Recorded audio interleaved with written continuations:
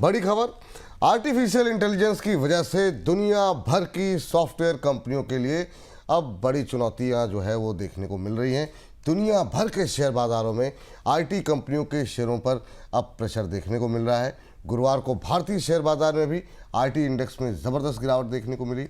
IT index 10 महीने के निचले स्तर पर टूट गया और ये डर है कि आर्टिफिशियल इंटेलिजेंस की वजह से आईटी और सॉफ्टवेयर कंपनियों के मुनाफे घट सकते हैं। हालांकि बहुत सारे एक्सपर्ट ये कह रहे हैं कि ऐसा तो नहीं कि मतलब आगे चल के कुछ एक आईटी कंपनियां बंद होती हुई दिखाई दें। बहुत सारे सवाल उठने लगे हैं और इसी वजह से ये पैनिक जो है वो दुनिया भर के बाज़ारों में देखने को मिल रहा है। सर, सवाल पहला यही है कि एआई को लेकर के ये ग्लोबल मार्केट में चल क्या रहा है? बेहद दिलचस्प है। एआई अब बाजार को 3 अलग अलग तरह से प्रभावित कर रहा है और ये देखना किसी एक टेक्नोलॉजी के साथ या किसी एक खास सेक्टर के साथ बड़ा दिलचस्प और रोचक भी है और इसका असर हमने पूरी दुनिया के बाजारों में देखा और इससे समझते हैं कि क्यों इतना पैनिक है। क्योंकि जब एआई आया था ना विपुल जी, तो सारे लोग ये मान रहे थे कि ये टेक्नोलॉजी कंपनियों के लिए बून है, उनकी तो जिंदगी बदल जाएगी, उनके तो कारोबार बदल जाएंगे। लेकिन अब परिस्थितियां बदल गई। एआई लिंक्ड जो टेक स्टॉक्स थे उनमें बड़ी तेज गिरावट आई। पिछले सप्ताह अगर आप देखिए तो $1 ट्रिलियन के आसपास की अमेरिकी बाजार की मार्केट वैल्यू गई। माइक्रोसॉफ्ट और बाकी जो बड़ी टेक फर्म हैं जो एआई में अपने बड़े मॉडल्स बना रही हैं, हाइपर स्केल कर रही हैं, डबल डिजिट गिरावट उन्होंने दर्ज की, जबकि उनके निवेश बाजार को दिखाई दे रहे थे। तो ये दूसरी महत्वपूर्ण बात थी। और ये जो मैग्निफिसेंट 7 जिनको कहा जाता है उनके बारे में जब बाजार के आंकड़े आप देखिए तो आपको दिखाई देगा कि वन वे ट्रेड नहीं रहा है। 2024 में करीब 64% बढ़े थे और 2024 के अंत के बाद इनमें 34% की गिरावट हमने देखी है। एक वी शेप की रैली लगातार बन रही है और आईटी स्टॉक्स में जो आईटी हाइपर स्केलर हैं, जो कोर आईटी कंपनियां हैं जो आईटी में निवेश कर रही हैं, उनके स्टॉक्स में हमको एक तेज उतार चढ़ाव की परिस्थिति बनती दिखाई दे रही है। तो आईटी में एक तरफ वो कंपनियां हैं जो एआई में वो कंपनियां जो एआई बना रही हैं, यानी या तो चिप बनाती हैं या लैंग्वेजेस मॉडल बनाती हैं या डेटा सेंटर बनाती हैं, उनको लेकर बाजार का नजरिया दूसरे तरीके से डरा हुआ है। दूसरे हिस्से पर वो कंपनियां हैं जो इनके कारण संकट में है, एआई आने के कारण संकट में, उनकी परिस्थिति बिल्कुल दूसरी है। और तीसरी वो कंपनियां हैं जो इन दोनों के बीच में है, जो एआई से फायदा उठा रही हैं। और इस 3 तरीके की एआई स्टोरी के कारण, 3 तरीके के एक ही सेक्टर के 3 तरीके के नैरेटिव के कारण बाजार में जबरदस्त असमंजस और ऊहापोह है। लेकिन सर, मतलब एक अगर कॉमन मैन के लिहाज से देखें तो वो तो यही समझ रहा था एआई आएगा तो जो तमाम टेक स्टॉक्स हैं, आईटी स्टॉक्स हैं, इनको फ़ायदा पहुंचेगा, इनके लिए और मददगार होगा। लेकिन ये तो आईटी शेयरों के लिए बड़ा ही नेगेटिव हो रहा है, ऐसा क्यों? वही पहले आप देखें, सबसे पहले एआई की वो कंपनियां इसलिए नेगेटिव हो रहा है कि एआई की जो पहली कंपनियां हैं वो एआई हाइपर स्केलर्स हैं, वह हैं जहां पर उन्होंने बड़ा निवेश कर रखा है, रिकॉर्ड निवेश पिछले 2-3 साल में हुआ है। वहां बड़ी दिक्कत यह है कि ये कंपनियां मुनाफा लेकर नहीं आ रही हैं और इनके घाटे लगातार बढ़ते चले जा रहे हैं। तो मार्केट समझ रहा है कि इनमें जितनी तेजी आ चुकी है उतनी बड़ा रेवेन्यू इनके पास मौजूद नहीं है, तो इसमें थोड़ा ठहर कर निवेश किया जाए। और इसलिए एआई की जो रैली थी वो अब धीमे धीमे फिजल आउट होनी शुरू हो गई, क्योंकि इनको डायरेक्ट रेवेन्यू, चाहे वो कंप्यूटिंग हो या अपनी क्षमताओं का इस्तेमाल हो, वहां से रेवेन्यू मिलता नहीं दिख रहा। इनका पीएनएल नहीं सुधर रहा है। नैरेटिव बहुत अच्छा है, स्टोरी बहुत अच्छी है, तो वहां तो एक हाइप का नैरेटिव बना और उसने इसे करेक्ट किया। अब दूसरे लेवल पर आइए, जो डिसरप्टर हैं, जिनको लगता है कि एआई के कारण चीजें खत्म हो जाएंगी, बंद हो जाएंगी, इनमें भारत की और ग्लोबल आईटी फर्म्स हैं जो तमाम तरीके की कंसल्टिंग और बहुत सारी सॉफ्टवेयर सर्विसेज, सास, इस तरीके की सेवाएं देते हैं। इन्हें एआई के आने से खतरा है, एआई को खुद अपने बहुत बड़े होने से खतरा है, जो बहुत बड़ा निवेश हो चुका जो पहला था। दूसरा हिस्सा इन्हें एआई के आने से खतरा है। एंथ्रोपिक का एजेंटिक एआई आया, पूरी दुनिया में अफरा तफरी मच गई। जितनी भी सास कंपनियां थीं, जो लीगल सर्विसेज देने वाली कंपनियां थीं, वो सब बुरी तरह बैठ गई। यहाँ बड़ा प्राइसिंग प्रेशर है। बाजार महसूस कर रहा है कि जो आप सॉफ्टवेयर कल किसी भारतीय कंपनी से लेते थे, उस जगह आप आर्टिफिशियल इंटेलिजेंस टूल का इस्तेमाल करिए और सॉफ्टवेयर का काम खत्म करिए। और इसीलिए जैसा विपुल जी आपने कहा कि बाजार में चर्चा थी कि कंपनियां बंद होने का रिस्क दिखाई दे रहा है, तो ये वो दूसरा हिस्सा है जो डिसरप्शन के कारण बुरी तरह प्रभावित है। तो पूरा टेक ही ग्रुप, समूह तो एक ही है। तो दूसरा ये समूह है जो बुरी तरह प्रभावित है, जिन पर खौफ है, डर है कि एआई कंपनियां और एग्रेसिवली अपने टूल्स लाएंगे और इनके बिजनेस, इनके कारोबार खत्म होंगे, क्योंकि वो एजेंटिक टूल्स आना शुरू होंगे। तीसरा एक हिस्सा और है जो एआई का इस्तेमाल करके अपनी लागत कम कर रहा है। वहां बैंकिंग और फाइनेंशियल इंस्टीट्यूशंस और कुछ पुराने सेक्टर हैं जहां एआई का इस्तेमाल होना शुरू हुआ है।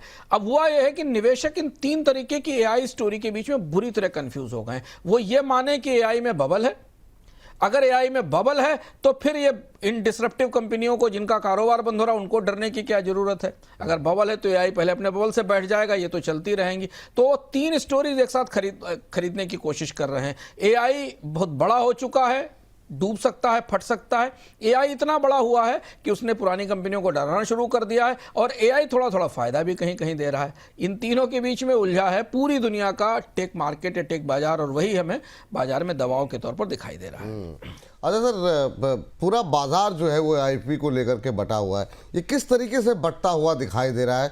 इसको अगर आप हमारे दर्शकों के लिए थोड़ा एक्सप्लेन कर सकें तो। सबसे करीब से समझने की जरूरत है कि उन कंपनियों पर ध्यान देने की जरूरत है। अगर आप निवेशक हैं तो आप ये ध्यान दीजिए कि आपकी कंपनी का एआई से रिश्ता क्या है। एआई वो एआई बना रही है, एआई की कैपेसिटी क्रिएट कर रही है, लार्ज लैंग्वेज मॉडल बना रही है, चिप्स या जीपीयू क्रिएट कर रही है। हाँ, वहां पर कीमतें बहुत ऊपर है, वैल्यूएशन बहुत ऊपर हो चुके हैं, वहां एक करेक्शन की संभावना बनती दिखाई देती है।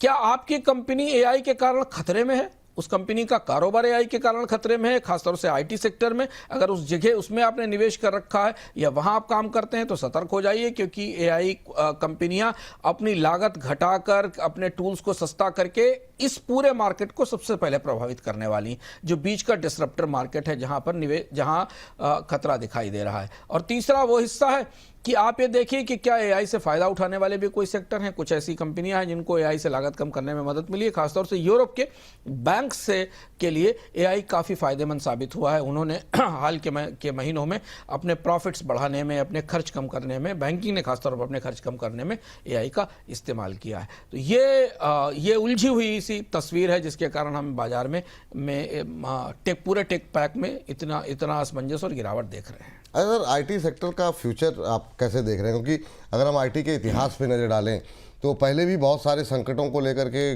गुजर चुका है। Y2K का जिक्र हुआ, तब लगा कि आईटी का भविष्य खतरे में है।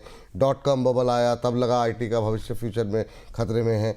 क्या उन पुराने खतरों की तरह इस बार भी आईटी सेक्टर उभर पाएगा, या ये खतरा आपको थोड़ा ज़्यादा बड़ा लग रहा है, ख़ासतौर से भारतीय कंपनियों के लिहाज से अगर इसे देखें तो?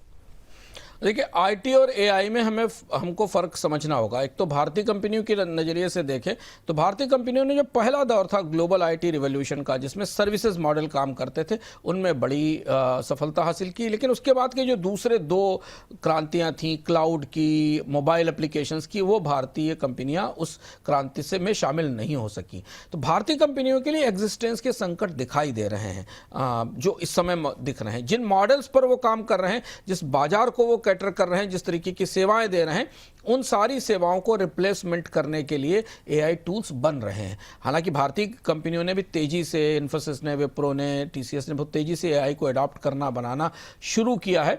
लेकिन यहां वही समस्या आती है कि एआई फंडामेंटली भारतीय आईटी सेक्टर के ग्रेन्स में बहुत लेट आया, वो देरी से प्रवेश करके आया, क्योंकि वो अपने अमेरिका के, यूरोप के बाजारों पर पूरी तरह निर्भर थे और उन्होंने उसका इंतजार किया।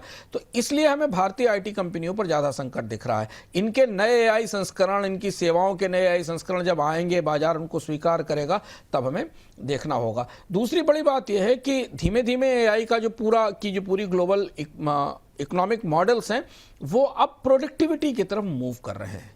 एक तो इंटरटेनमेंट और क्रिएटिविटी के मॉडल हैं, पर कोर बिजनेस मॉडल एआई का ये है कि वो प्रोडक्टिविटी कैसे बढ़ाए, चाहे वो कंपनी हो या फैक्ट्री हो या बैंक हो। प्रोडक्टिविटी बढ़ाने का जो पहला चरण था वो आईटी था, कंप्यूटर्स थे, सॉफ्टवेयर्स थे, उसके ऊपर ये लेयर हो रहा है। तो जब ये ऊपर से दूसरा लेवल आ रहा है प्रोडक्टिविटी बढ़ाने का, तो जो पीछे वाले हैं उनको नुकसान हो रहा है, और इसीलिए आप देखेंगे कि जॉब्स में भी कट है और जो पुरानी आईटी कंपनियां हैं वो ज़बरदस्त चुनौती फेस कर रही हैं। लेकिन हाँ, एआई अगर भारतीय आईटी कंपनियां कहाँ खड़ी हैं, एआई उनको किस तरह प्रभावित करने वाला है, उनकी बैलेंस शीट पर क्या असर होने वाला है, और भारतीय आईटी कंपनियों के भीतर बुनियादी समस्या क्या है, क्या परिस्थिति है।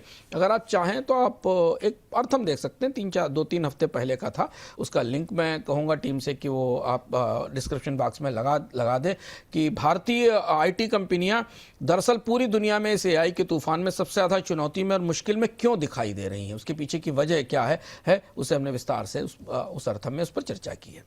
तो इसके लिए आप प्रथम देखिए, लेकिन जिस तरीके से सर आज बाजार के अंदर भी गिरावट का जो माहौल रहा, क्योंकि आईटी इंडेक्स का जो वेटेज है सर वो बैंक निफ्टी के बाद सबसे ज़्यादा है, और इसी वजह से हमने देखा कि जो है बाजार भी नीचे की तरफ आता हुआ दिखाई दिया। टीसीएस 6%, इन्फोसिस 6%, और जिस तरीके से टूट रहे हैं हो सकता है बहुत सारे आईटी के शेयर जो है वो अब इंडेक्स से बाहर होते हुए भी दिखाई दें आने वाले दिनों में। कई सारे आईटी कंपनियों की मार्केट कैप काफ़ी तेज़ी से घट रही है।